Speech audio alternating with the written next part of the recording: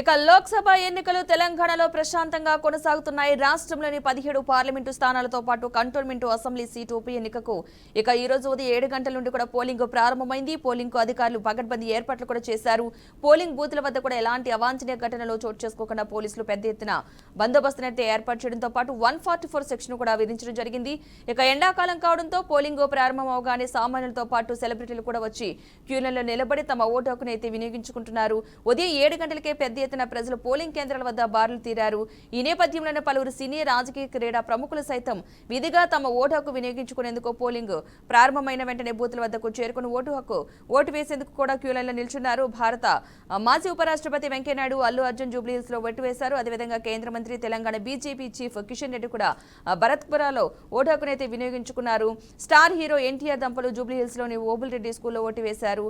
Megastar Chiranjeevi family కూడా vote హక్కు వేసేందుకు క్యూలలో నిలబడ్డ వైనం అయితే మనం చూసాం. ఈ ఓటు హక్కు అనమాట సాయంత్రం 6 గంటల వరకు కూడా పోలింగ్ అయితే కొనసాగనున్నట్లుగా తెలుస్తోంది.